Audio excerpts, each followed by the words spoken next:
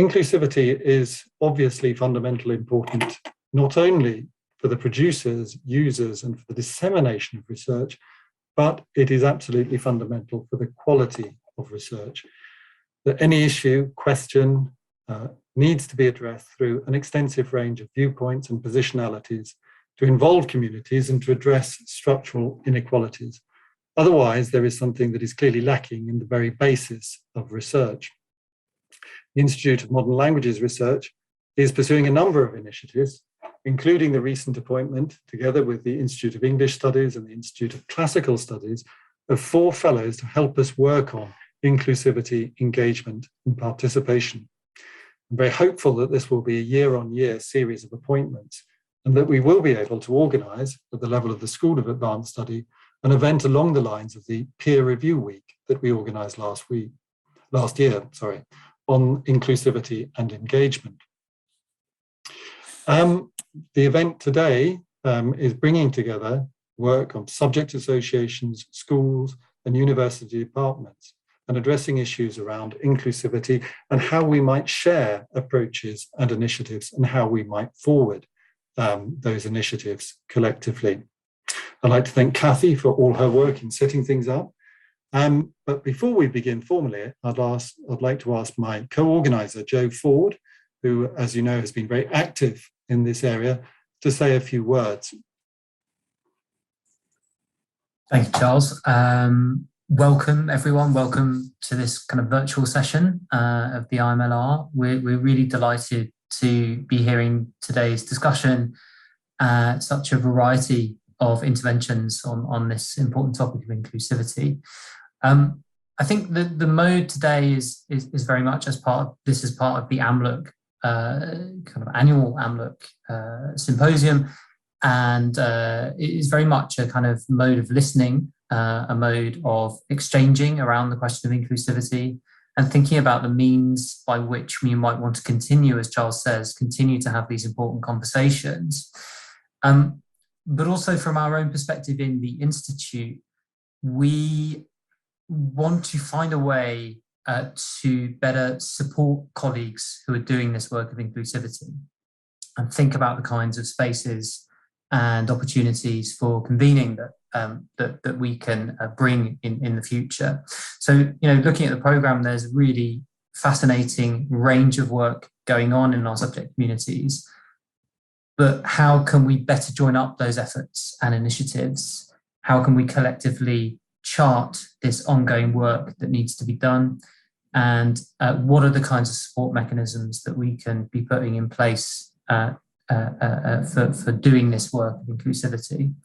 So really, I wanted to kind of signpost forward to the end of today's discussions, where we have half an hour for an open session, really, and an open reflection and discussion on what we've heard, but also on how we might continue the conversation and the kinds of forums we might like to do that in. In particular, I think some of the things we've been working on at the Institute are around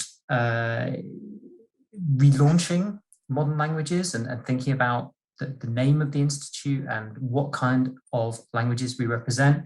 And part of that work we'll be doing over the summer. So I just wanted to mention that the discussions we'll have this afternoon will very much feed into the work that we are doing together over the summer to think about the kinds of structures we can put in place to support this work.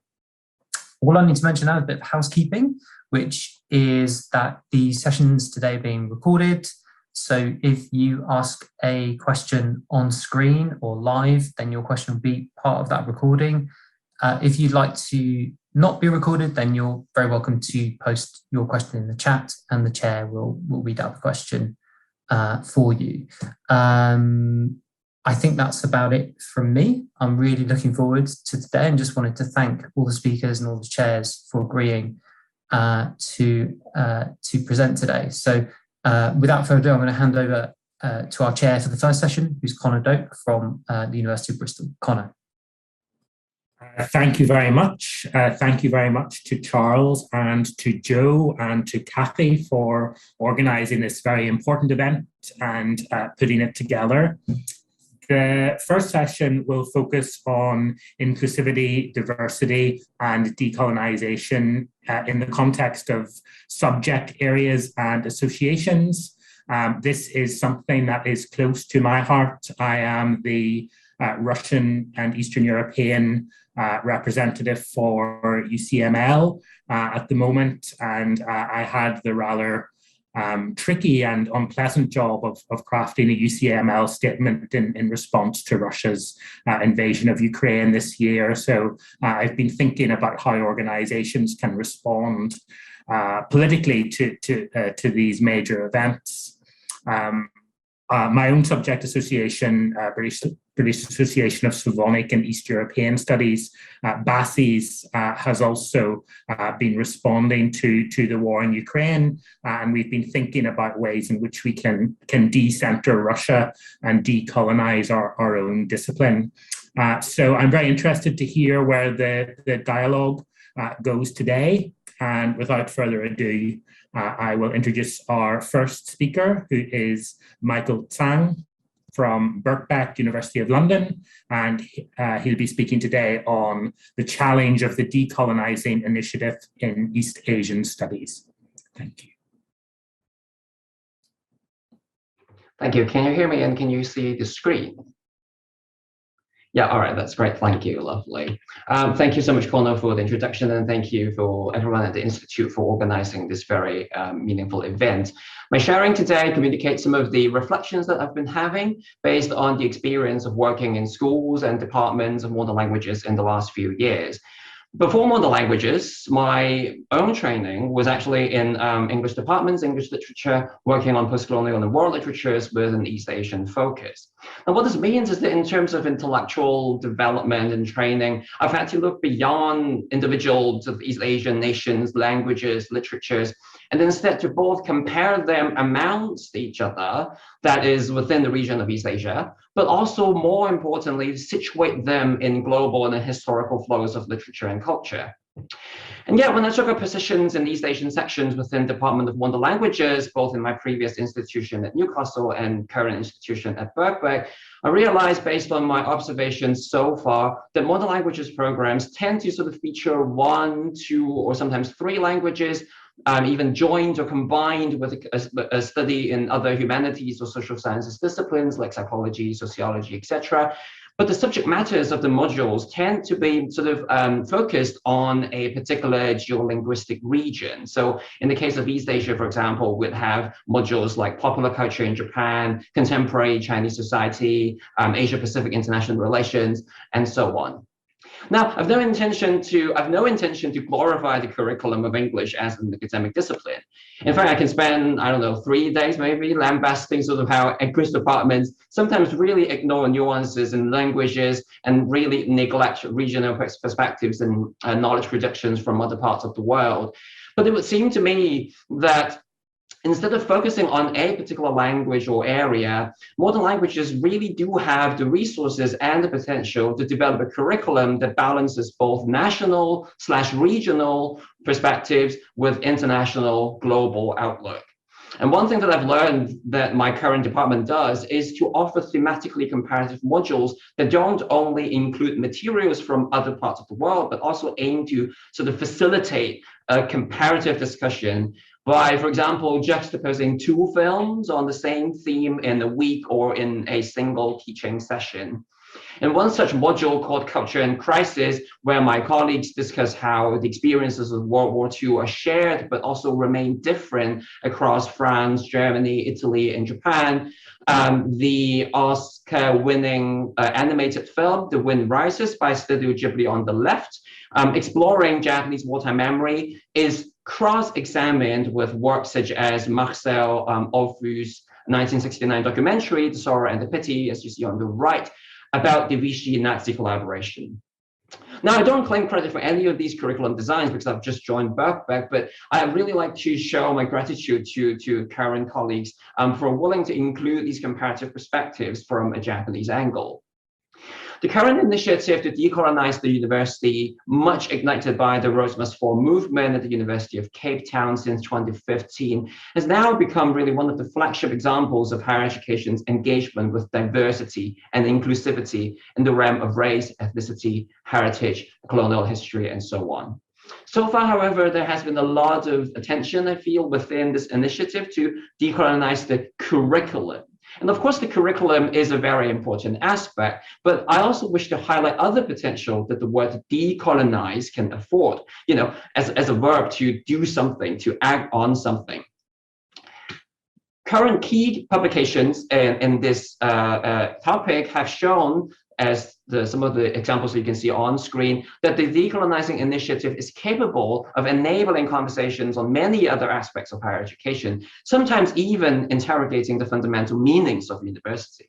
However, as I reflect on my own background and experiences so far, I realize that my positionality has made me acutely aware of one question, and that is the question of academic disciplines and disciplinarity, which is going to be the key word for the rest of my sharing today. In fact, and this might be well known to many of you, but it's not always a given phenomenon that East Asian studies or sections are embedded under modern languages departments. Modern languages traditionally refer to, maybe a bit reductively, but generally the study of modern European languages of French, German, Italian, Spanish most prominently, with some departments also offering Lusophonic, Slavonic, Hellenic, Celtic, Gaelic studies. East Asian studies, or in its previous incarnation as Oriental studies, tended to be sort of a separate department or institution. Oxford, for example, set up, I think, their Faculty of Oriental Languages in 1883. And in the US, Asian languages are also often administered as separate departments. In other words, the inclusion of East Asian studies in modern languages is a relatively recent phenomenon, a UK phenomenon. I'm not so sure about Europe, and I stand corrected because I really know very little about European universities. But this inclusion of East Asian studies reflect the specific histories of the intellectual climate, the organizational arrangements, and the funding terrains of individual institutions, as well as the UK as a whole. But now that we're seeing such inclusion of East Asian studies, on the one hand, I think meaningful changes can happen in the curriculum, as I've suggested. But at the same time, I don't want to render this inclusion as merely a box-ticking exercise to demonstrate the employment of BAME staff or curriculum diversity. Instead, I think we need to have conversations about how we can go past or beyond the ostensible inclusion of Asian studies, and how all the languages and cultures, for that matter, can be duly recognized and integrate with one another within the discipline of modern languages. South African scholar Andre Keats, in the 2014 article titled Epistemic Othering and the Decolonization of Knowledge, very powerfully and succinctly described the relationship between the university institution and academic disciplines as such. And do allow me to add a little edits as I read the quote. So academics and students are streamed into departments. Professional, academic, and student identities are constructed with individual programs. Scientific authorities pertaining to each discipline are established and maintained. Social statuses are affirmed. Social spaces in faculty buildings are mapped out. Recognitions, rewards, and sanctions, again, specific to each research field, are distributed, and epistemic injustice are legitimated. A series of classes, textbooks, study guides, tutorials, practicals, conversations, seminars, journals, conferences, and assessment regimes, each charted according to the status of the disciplines within the university space, animate the university. So I think with this quote, I want to suggest that going beyond the curriculum question, we need a radical rethinking on how our disciplines can facilitate the vision of inclusivity that is both integrative and also dialogic among all parties, including all languages and cultures. Now, I'm sure many of us today in the room are still sort of munching the ref results which were released yesterday. So I may as well use this very handy example to illustrate my points here. My humble contribution to this ref this time was part of my previous institution, Newcastle's submission to the panel 26, Modern Languages and Linguistics. But because the East Asian section was under the School of Modern Languages, naturally all my other colleagues in Chinese and Japanese studies were also included. in the Panel 26 submission. Now, this is a genuine question that I really like to pose to my colleagues in East Asian Studies in the audience, but I suspect that unless East Asian Studies can be big enough to be an independent department or school like Oxford, Cambridge, Sheffield, or SOAS, East Asian colleagues' contributions would often go under the sort of modern languages and linguistics panel. However, and with all due respect to the panel assessors and members who have really taken out the time to read through all the submissions, I think the panel 26 members and assessors have no really apparent expertise in Asian studies. In fact, it is the other ref panel, panel 25, called Area Studies, that actually has a remit on Asian studies. And in this ref, actually, the panel members in panel 25 actually had 3 East Asian experts. So I think for smaller East Asian sections on the modern languages department, it won't be so practical to really submit to a separate ref panel, right? But I think this, in a sense, sort of speaks to the problem of East Asian studies and the positioning of East Asian studies within sort of modern languages. Now, this is, of course, just one example, but it is, I think, in these sort of seemingly minute things that I think we can start interrogating how our discipline is constructed historically, locally, and nationally, and what sort of the new practice can be introduced. I'll end by, again, sort of borrowing another quote from Andre Keyes and inviting all of us to rethink how our disciplinary structures as a whole can participate more meaningfully in this decolonizing initiative. Quote, "The decolonization of knowledge is meant to disrupt the disciplines in order to dislodge the rules that generate the existing patterns of rewards and sanctions within the academy." So with that, I'll look forward to the sharings of the other speakers today, as well as the discussion that we'll be having. Thank you very much. Thank you very much for a very thought-provoking paper, Michael, and thank you very much for finishing very promptly, 10 minutes exactly, so no disruption to the schedule whatsoever.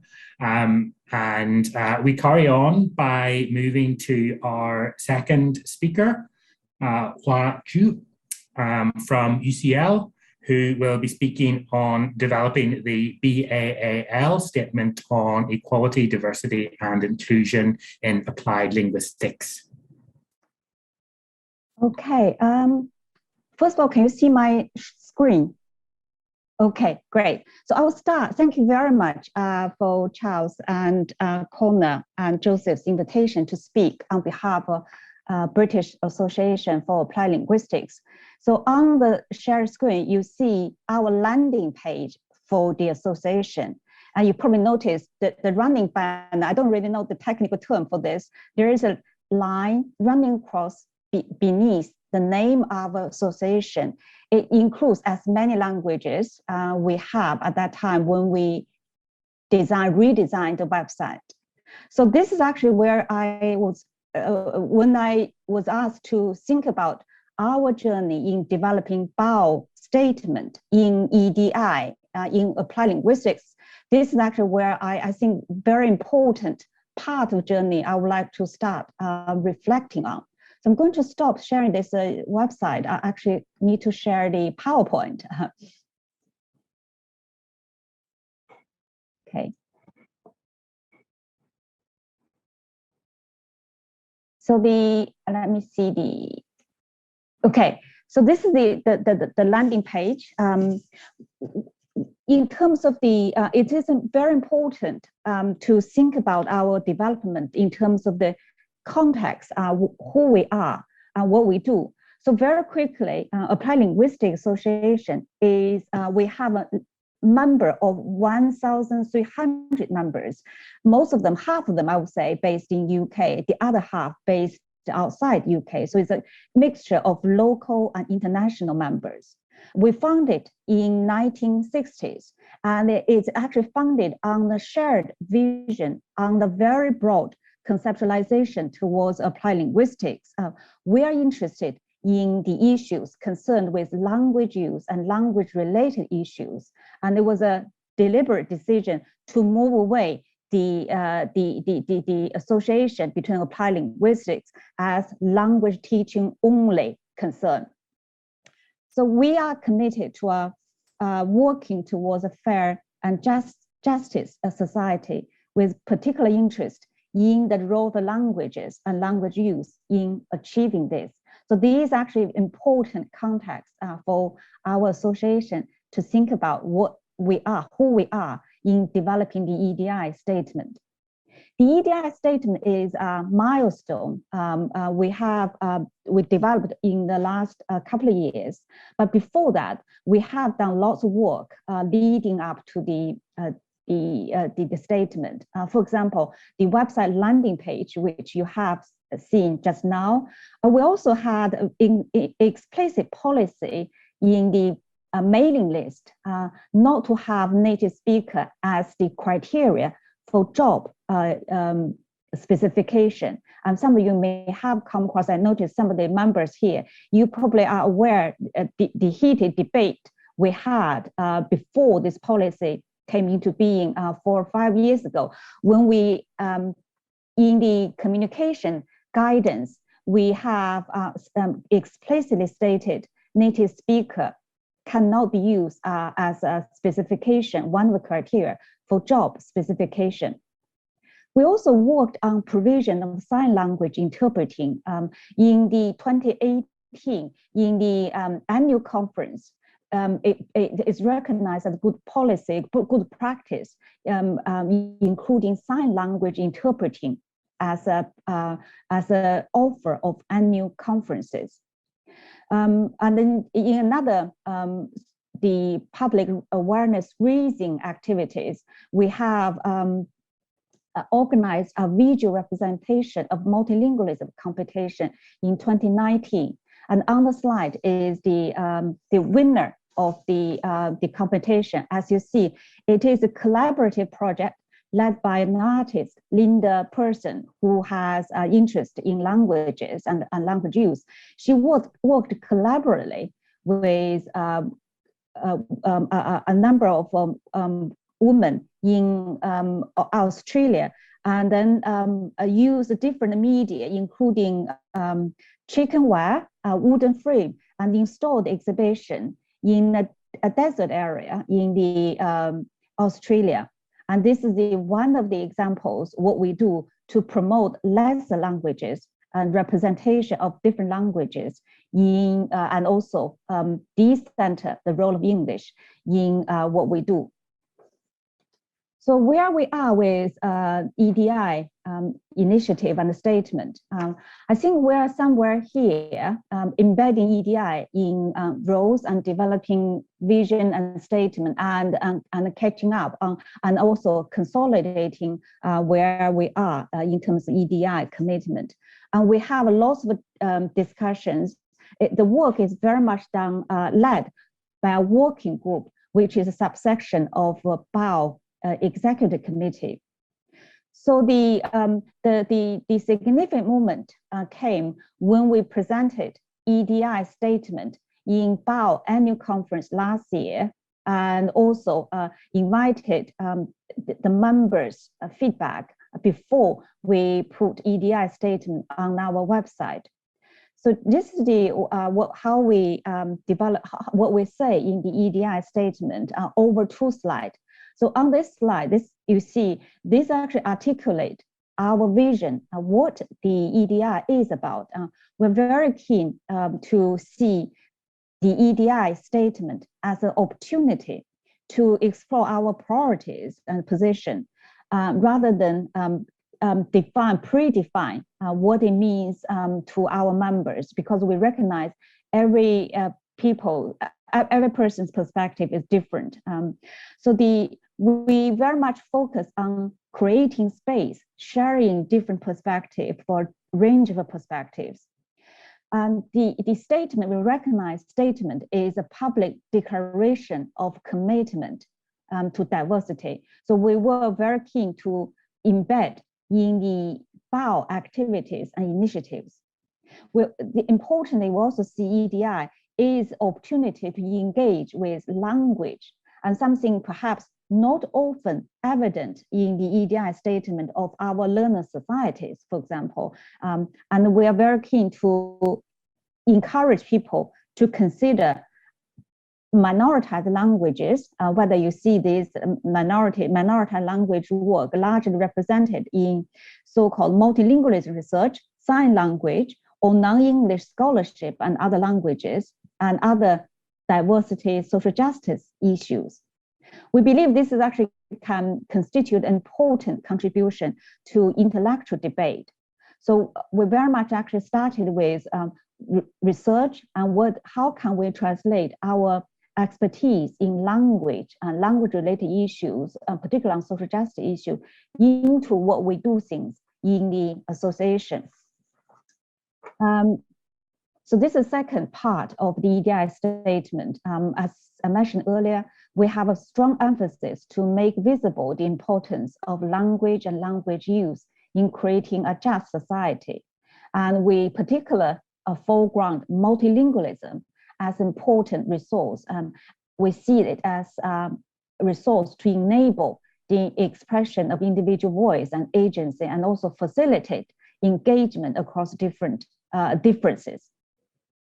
So that's actually what the EDI statement contains. So what we do with it, we encourage the executive committee member to reflect, to think about how their role can embed EDI, not trying to force them in any way, but really encourage them to reflect on how EDI in general and diversity in particular can be part of their roles. And we invite suggestions and ask them to update their role description annually. The second, we include an EDI question in funding application. So these little things sounds really minor, but we believe this is very important to signify our commitment. So at the bottom of the slide, you will see a question that we ask applications for our funding. For example, organizers workshop to consider EDI statement, ask them to look at the EDI statement and invite them to consider how they engage EDI statement in their funding proposal, whether it's lineup of speakers or the encouragement, the support they have to make the workshop inclusive. We also foreground areas contributing to social justice in funding applications. We're running biannually Apply Linguistics Fund. In this round, in engaging with EDI statement, we have particularly encouraged people to think about the themes such as minority languages, sign languages, multilingualism, discrimination, language rights, and linguistic citizenship. These areas are flagged up as the priority themes, encouraging people to consider when they actually prepare their applications. So the final thoughts on what has worked. I think in terms of what we have, what I found personally have worked is we have adopted determined, measured, not rushed through, but a collective approach. And it involves several rounds of EC to get where we are. On the screen are just actually screenshot of this current cohort of EC. And before this, we also have 2 or 3 teams working behind the scene to develop EDI and to bring all the different considerations, issues that are important to our association together, share different perspectives. We also find the focus on language and language use, and particular what differences Applied Linguistics can make are important principle in understanding and implementing the EDI statement. And then lastly, avoid tokenism and cliched assertions in starting off with EDI. We found that's very important, and lots of dosage of reflexivity to go with EDI is also very important. So I think I'll finish off with the website. If anybody wants to look at our statement, it's all available on the website. Thank you. Thank you very much, Hua, for a fascinating talk. A lot of that is very directly relevant to the work that we're doing in BASIS in terms of becoming more inclusive. So I'm particularly grateful for the detail on what you're doing institutionally. Our final paper today has got two speakers, Claire Ross from University of Reading and Emma Nick from the Germanic Society for Forensic Linguistics. And they will be speaking on German studies and equality, diversity, and inclusion. So I'll hand over to you guys.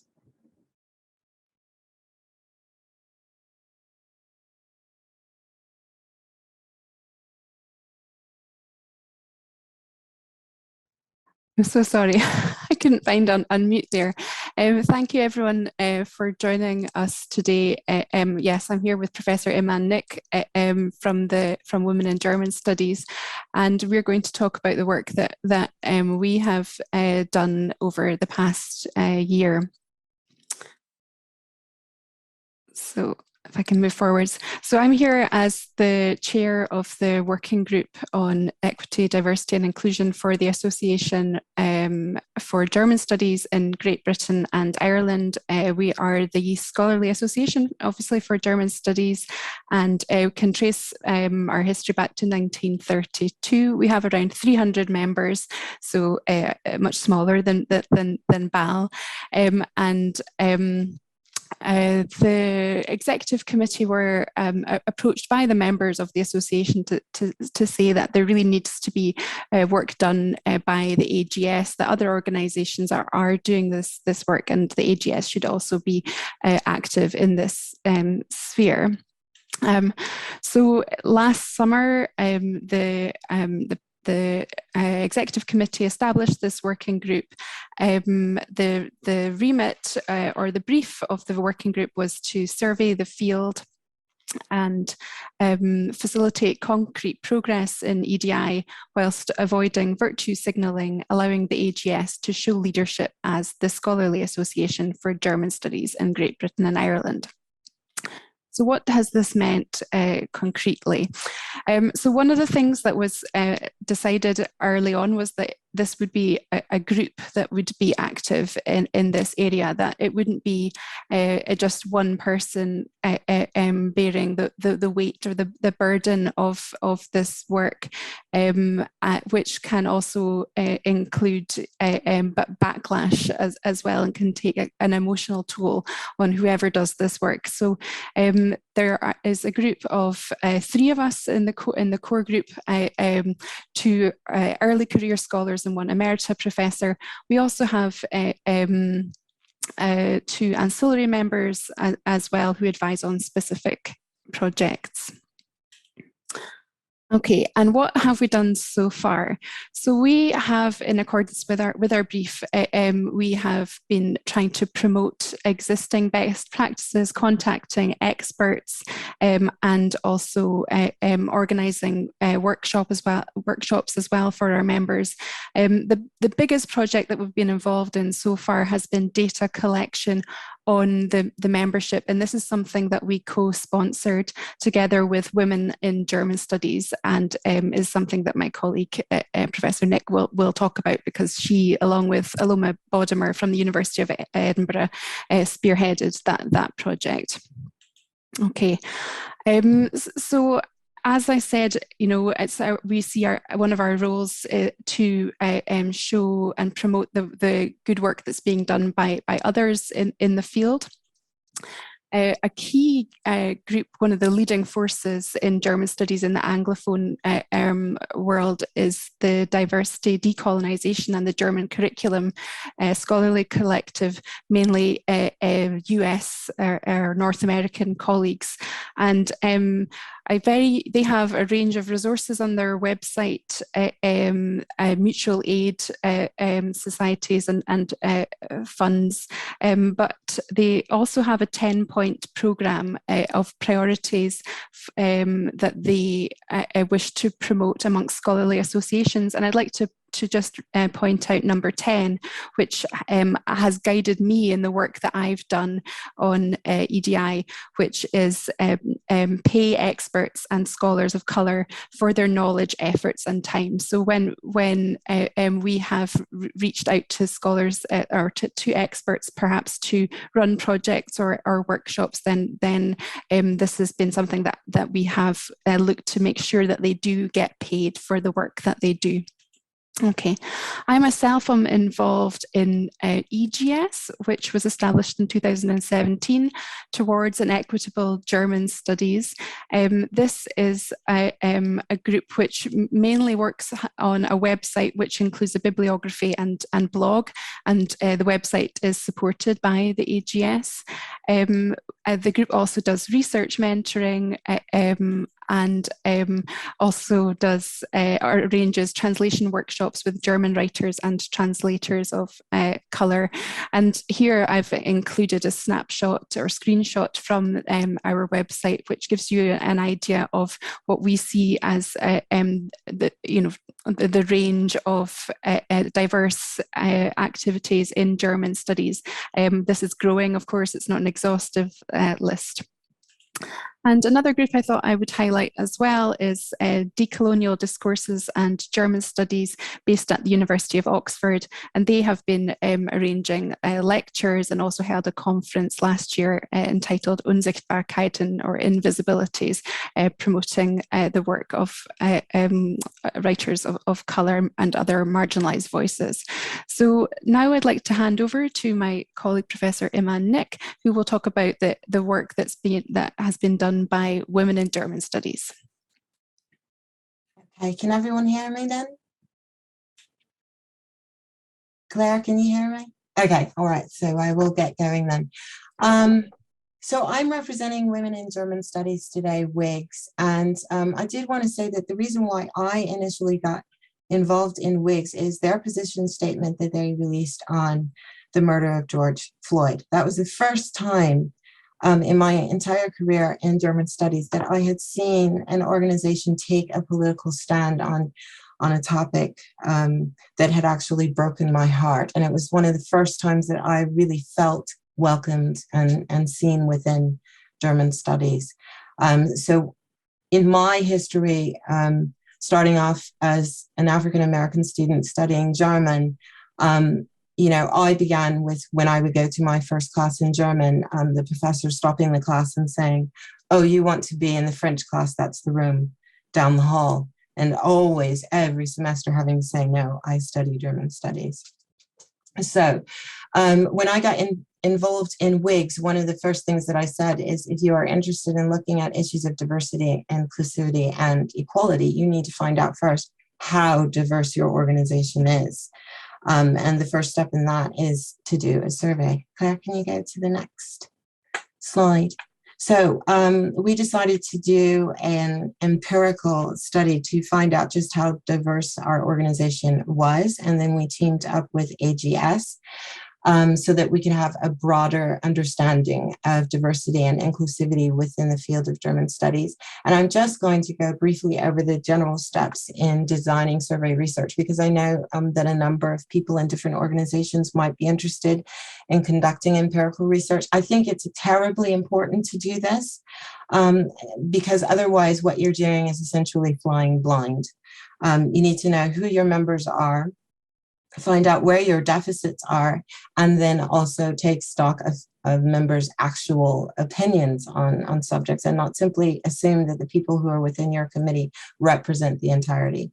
So the first step is, I think, to identify in your group, the group that is going to implement the survey research, what are your specific goals? Because that is going to be the guide for the entire design and implementation of your survey. And from that point on, then you develop your research questions. It's really important also that you do that, because people have a tendency to want to ask 10,000 questions, but respondents don't want to answer 10,000 questions. So it's important that you know from the get-go what are your priorities. Then set setting up a schedule, and that schedule should not only take into account the committee members, which we often do, but we fail to take into account the schedules of the people who will be taking your survey. In our particular situation, that became pertinent because of all of the strikes going on across the UK. Survey design, then, obviously you want to develop your original questions, but I think it's terribly important to remember that there is a lot of research that's already been done out there, that there are formal measures, psychological measures, sociological measures, economic measures that have already been developed and have been used for a long time outside in the field. And if you can integrate those into your survey, that is excellent, because then at the end, you can compare your results with other data that is already available. Then this is the next step, is to do a pilot test. And I know this very often gets skipped because it takes a lot of time. Most people simply want to test their survey by sending it out to committee members. That's all well and good, but it's not going to give you the amount of data that you really need to know and to have before you implement your survey. So take the time out, find a subsample of those people that you want to survey, and make sure that they are representative of the entire whole that you're going to be looking at. Once you get that data, then you can refine your survey. That means you can correct those errors, and I promise you, you will find errors in your survey no matter how many times you go through it. You can increase the clarity of the questions that you're asking to make sure that the quality of data that you get at the end is of the highest level. And then also to streamline your format, your respondents, your initial respondents, and then also in the final sample, we'll be able to tell you where you have accidentally asked the same question using different words, or you've been contradictory in the terms that you've used. So that refinement is incredibly important before you launch. Then you release your survey. It's very important that you send out reminders. I can say within our own survey, every time we sent out reminders that our respondent numbers jumped.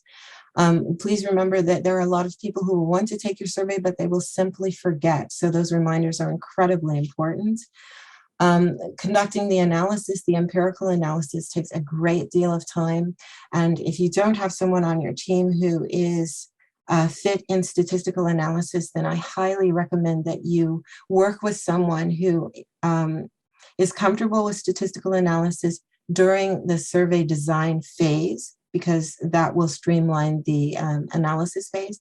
And then generate reports. And you're going to have all kinds of reports. You're going to have reports to the committee and also the reports to other organizations, but there should also be the generation of reports for the respondents themselves. Otherwise, people are going to have the feeling, look, I've given you all this data, what's happened to it? And then, of course, the final stage, implement changes. When people take these surveys, they want to know that it has had an effect on their lives and the lives of the people that they care about. So take the time to show how that survey has been implemented. Claire, can you get to the next slide, please? Okay, so I've come up here with a couple of suggestions for championing EDI work. In WIGS, we call it DI work.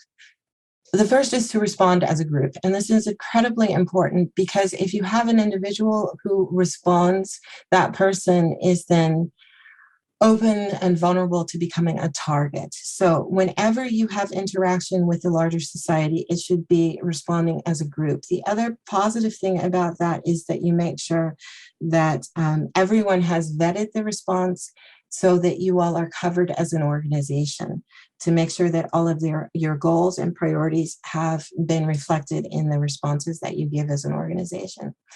The other is don't underestimate the after effects of toxicity.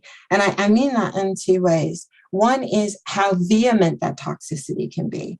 I think that people are often taken aback at how vicious responses can be. And one of my areas is in forensic linguistics, as you know.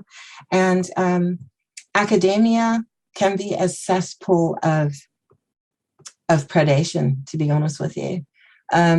And the after effects can not only be seen in terms of how vicious people can be, but also how long the memory can be for those people who are seeking revenge. I really want to stress that. Please do not underestimate the amount of vulnerability that your individual members can have when you do this work. So that goes back to the next point, always work as a group. Provide acknowledgement when you do get criticism. It is enough sometimes to say, we hear you, we understand and we respect your position, without necessarily saying that we share it. Sometimes that is enough to simply say, we acknowledge and we hear you. And differentiate between justifying yourself and giving an explanation. When you're justifying yourself, you're essentially coming from a place of defense, and you start to engage in giving all kinds of reasons to say, I'm sorry, I didn't want to hurt you, et cetera, et cetera. That's different than staying on the factual level. A factual level is a point of strength and positivism. Justification is where you unconsciously acknowledge some kind of wrongdoing. Now, if you've committed a wrong, then definitely do acknowledge that. But do be aware that some of the negative feedback that you're going to get is not constructive. Remain focused on your overall objectives and goals. Don't lose sight of where it is that you want to be. And on that process, do remain cognizant of the fact that conflict and resistance are common reactions to change. And the reason why I want to make that point is they're not only common, they're normal. And to a certain extent, they're healthy, because it is difficult to bring in change. And I think that we have to be careful not to forget that change is uncomfortable for everyone. And it's not necessarily always pathological. It's not necessarily always negative when people say this is going to be difficult for me. This is a process that we all want to engage in together. So just as we are calling attention to other people's blind spots, doing this work will also make us aware of our own blind spots. I think that's my last slide. Claire, I think you have one more slide. Thank you. That's all. These are our contact details. Well, thank you very much to both of you. Again, coming from a BASI's perspective, where we are going through the process at the moment. We just finished our survey, and we're beginning to interpret the results and think about how to respond and how to move forward and relay our responses back to our membership. So it's very timely indeed for me to hear your papers today. So we will open up the floor for questions. We have 15, 20 minutes or so. Please use the raise hand function on Zoom, and I will call on you, or feel free to pop your question into the chat as well if you prefer to do it that way.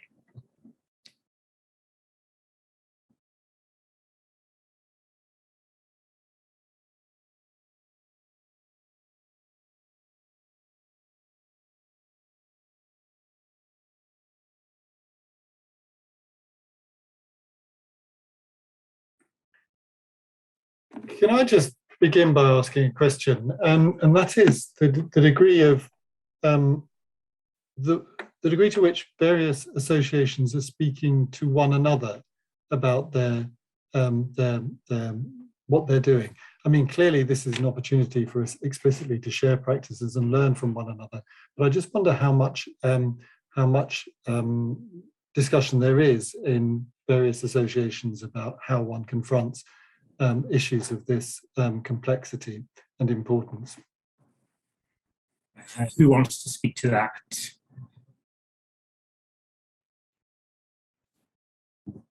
Maybe I could start with Applied Linguistics Association is affiliated, also part of the Learner Society of us working together with Academy of Social Sciences. So we have an opportunity to discuss with other affiliated association as a part of the umbrella organization of Academy of Social Sciences. And I have found very useful to compare notes with other learner societies there. And in some of the initiatives that's actually championed by other learner societies, for example, the emphasis on collecting data, some of the issues shared by the speakers talking about the German studies are actually also recognized, acknowledged there. We're also working with ESRC on the EDI initiative as a part of their working group. But I recognize, I think perhaps we haven't really talked enough within language-related learner society, and certainly the outlook. Thank you for creating the space, and I think we definitely need to talk more together on this. And just speaking for myself, I would agree with the need for greater dialogue. I think the University Council of Modern Languages is one way in which we can do that, and I've certainly benefited a lot from conversations in there with other subject reps in terms of thinking about EDI and how to move forward on that. So I can see a hand up. I don't know how to pronounce your name, I'm afraid. Елена Денишкина, thank you. If it's me. Thank you very much indeed. I'm sorry I was late, but I have one question which is related to all three sessions we're going to hear today. I'm teaching international students in the School of Public Policy in Birmingham University, but I'm very much interested in linguistics side of pedagogical sort of science. And therefore, my question is, can somebody please just clarify the term decolonizing initiative in terms of linking it to educating international students in the universities and also in secondary schools? Sorry if this was already dealt with in the morning, but as I said, I came late and I would like to be very clear about the term, which will be also in 2 other sessions later on. Thank you. So that's a really big question that I think is, hanging over the entire proceedings for today. So we can perhaps come to definitions of decolonizing in a moment, but I wanted to come back to Eman. Did you want to come in response to the earlier question that was raised about subject associations talking to each other? Yeah, I did. I just wanted to say quickly that it was our joint commitment to EDI that brought together, and I thought brought the organization of AGS and WIG so closely together. And I have to say that there have been 2 things that have happened as a result of that. One is on an institutional level. I think that the members of both organizations have been really excited about the work that we're doing together as an organization on the administrative level, because as it turns out, many of their members are our members anyway. So it was a natural coming together that EDI initiatives brought to fruition. And I wanted to also say on a personal level, it has been enormously healing for me as a person of color within German studies to be working with people as wonderful and intelligent and filled with integrity and compassion as Claire. Honestly, because it has been a horrible ride being the only one out there. And to see at the end of my academic career, because I'm going towards complete retirement at this point, to see that there are academics like Claire and the other colleagues that I've met through this work who are picking up the baton and who are so committed to making sure that there are safe spaces, that has been an incredible gift. Thank you very much. I can see a hand up from Lisa. Do you want to come in, Lisa? Hi there. I just wanted to thank the professor actually for trailblazing for new academics like me in the field. I'm having quite a personal response to what you shared, and so thank you very much.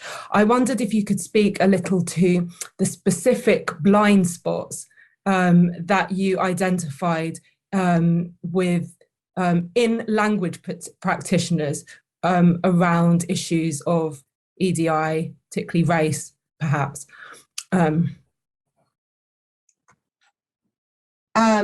First of all, I'm sending you a huge hug, because I don't think we take enough time to share love with one another, and we need to do that.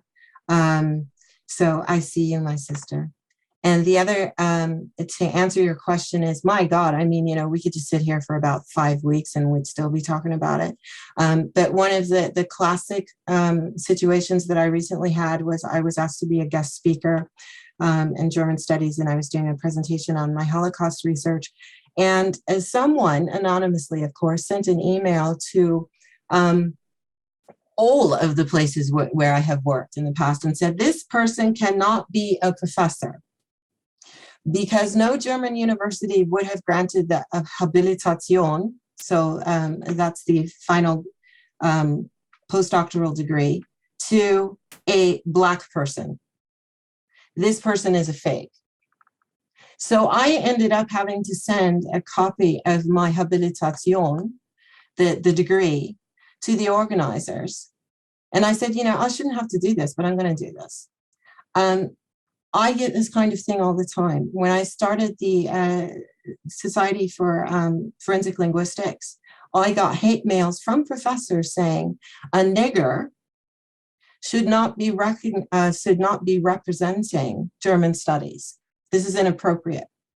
I have gotten well-intended emails and calls and letters from colleagues who have said, no one is going to join an organization that's run by a Black woman.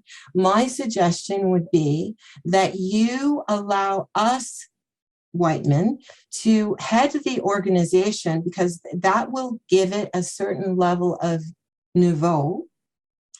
And you do the work. So it's your organization, but we will be the face, because otherwise people won't come. Other issues have been, and I think this is something that is across the board. If we're saying that we want to have more people who are minorities involved in our fields, then we have to be aware of the dangers that they will face. When we say, for example, go study abroad, I was the first Black student that got sent abroad to Germany in 1991, right after the wall came down. And I was attacked every single day from neo-Nazis on the street. I was told by my colleagues, we weren't told that a nigger was going to be teaching courses. I've had students stand up in the middle of a course when they saw that I was the teacher, stand up literally in a lecture and say, I'm not going to take a course from a nigger. And my colleagues saying to me, I've had colleagues say, we don't want to have you in the department because no one's going to take courses from you, and that's going to be more work for us. I've had people in interviews say, we're really surprised that you can speak proper English. Was that difficult for you to learn in a ghetto? So, yeah, I mean, I could just go on and on and on and on. And I don't think that my experience is unusual. And what bothers me is when I speak to colleagues about this, getting the reaction of, yeah, but maybe you're being a bit hypersensitive. Maybe they didn't mean it that way. Oh, think about all of the positive things that have happened to you. If I weren't thinking about the positive things, I would never have made it in this field. But that doesn't negate the fact that the negative still exists. And it's at every level. Thank you so much for sharing that very powerful and disturbing personal testimony with the group. I wondered if I could come back to some of the other panelists. So, Michael, if you would want to speak a little bit on, in response to the question we had about defining decolonization and what might happen at a practical level within the classroom. Yeah, so thank you, Conor.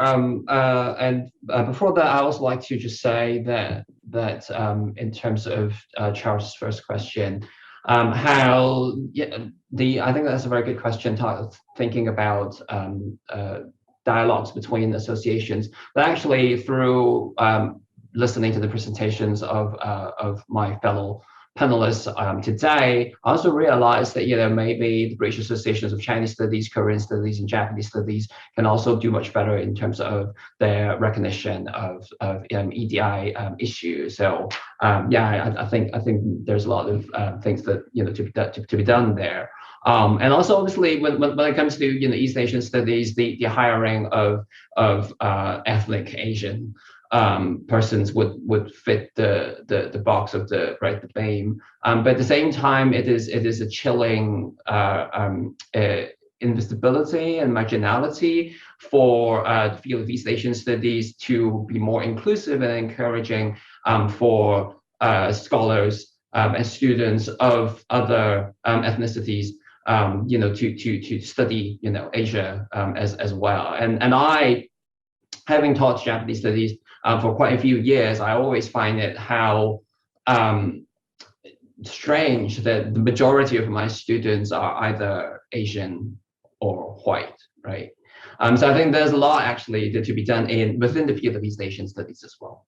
So that's the first thing. On the definition of decolonizing, defining decolonizing. I mean, I think there are lots of multiple layers for defining what decolonizing is. And I think each sort of practitioner would have to find sort of different approaches that work for them in their curriculum. On the linguistic level, it could really simply just even be paying attention and being sensitive to the different accents and varieties of language. And to be honest, students really like learning about these sort of different varieties.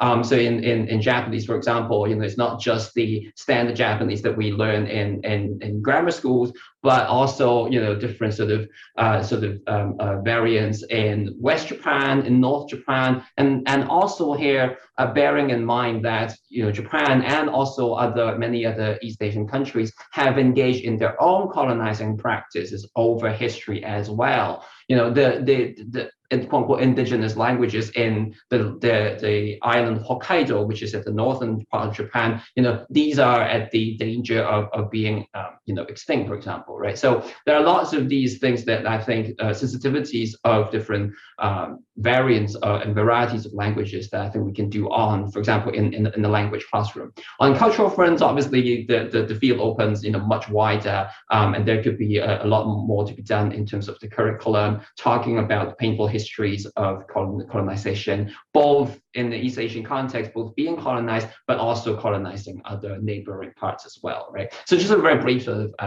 of reply. Thank you very much indeed. And I'll go back to the floor. Feel free to use the raise hand function if you've got any questions for our panelists.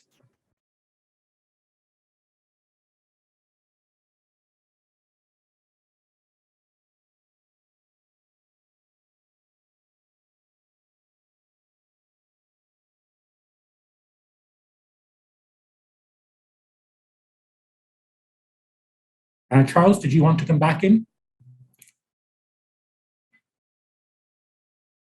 Only if no one else is asking a question, but simply because, I mean, there's an enormous amount for us to unpack and think about here. Just thinking about one of the things also, which is very germane to the whole disciplinary framework of modern languages, that is that tension between the national and the global, and how one can confront that. And in a sense, part of the specificity of a language's degree is to focus on the interaction of cultural practice and language, or languages within a specific place, and yet that has all sorts of issues to do with it. And I think that is a major issue for us to think about, both structurally and conceptually. So it's much more of a comment, but if anyone wants to run with that, and I think we can certainly extend the session until 1 o'clock. Claire, did you want to come in response to that? Yeah, it's something that I've been thinking about. You know, German as a language is thought of as being, you know, contained by Germany, Austria, and Switzerland, and I think, you know, in part because of a different colonial history that Germany has had in comparison to some of the other nation states. But something I think that colleagues of mine in the US have spoken about is that the learners themselves can be regarded as part of, you know, a legitimate German-speaking community. And so if we kind of expand our thoughts to include the learners themselves, it also undermines or destabilizes the notion of the native speaker as the ideal. So I find that a really interesting idea coming from German studies.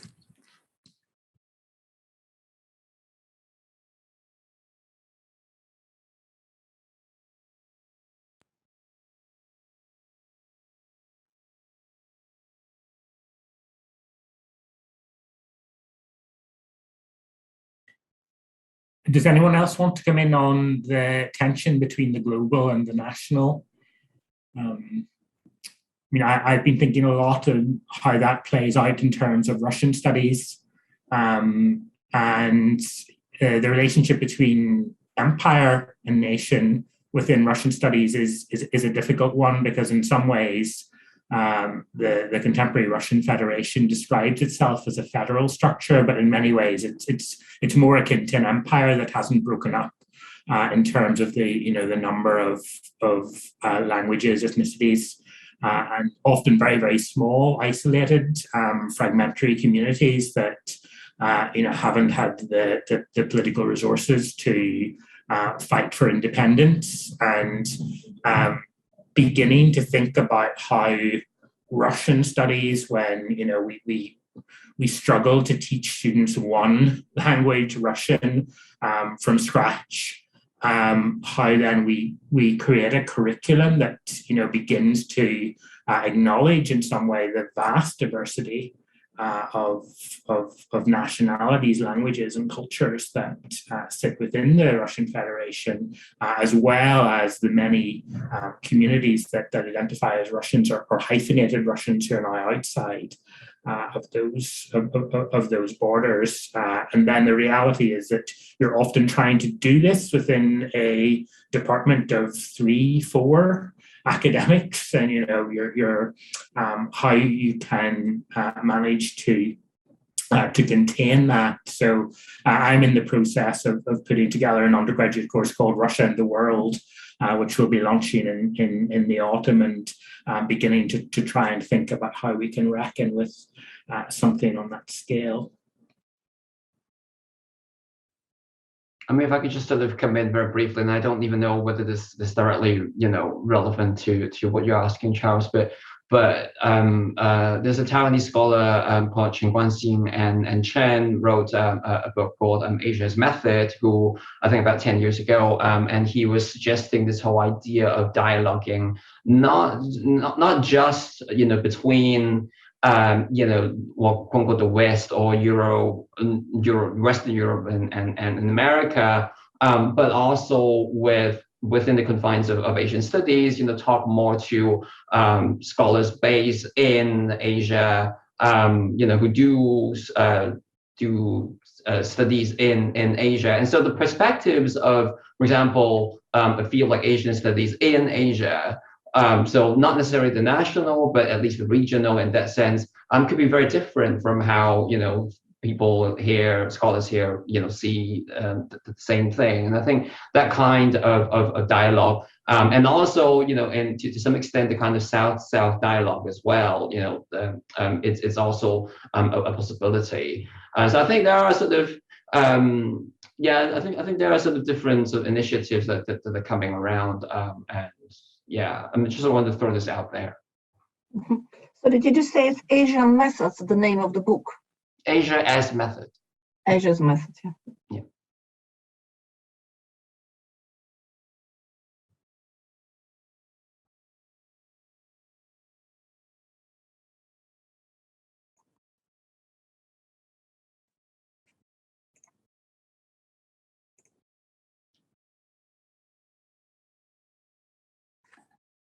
Emma, did you want to come back in? Yeah, I just wanted to say, I think sometimes we underestimate how important small gestures can be. Sometimes it's simply an issue of communicating to our students that there is more out there. It doesn't always have to be a huge change. Sometimes some of the most powerful moments are when you simply take the time to have that human connection with your students and with your colleagues, and to share with them about what your experience has been, and to share resources with one another. You know, do something as simple as inviting colleagues in to talk about whatever research that they're doing, especially since a lot of us are teaching online, to give one session of your course to having a guest speaker come in, to do a chapter that deals with a subject that students don't necessarily come into contact with, to mention a few writers in your courses that students won't necessarily come into contact with. I think that one of the reasons why ADI is intimidating for a lot of people is that they think this is going to take an awful lot of time, it's going to take an awful lot of money. Of course, we'd like time and money, but more than that, we want change, and change, long-term change, starts with the small steps. And I think that we can be there for one another as we're taking those small steps, because those small steps can sometimes make the difference. Like that position statement that Wiggs put out on George Floyd. It was one letter, but it made an amazing change in my life. And if that statement hadn't been issued, then, you know, I wouldn't have started all of the work that I'm doing in EDI, which then wouldn't have helped to build this bridge with AGS. It started with one position statement. So don't underestimate the power of the small, as the bees would say. I think that might be a really nice point to wrap up the session. It's just coming up to 1 o'clock. So thank you all very much for such an instructive and also a very heartfelt and emotional conversation that, you know, really shows the many ways in which we need to move forward, but the many ways in which hopefully we already are moving forward with smaller gestures and how they can lead to bigger gestures. So please join me again in thanking our 4 speakers very much, and then I think we'll break for lunch.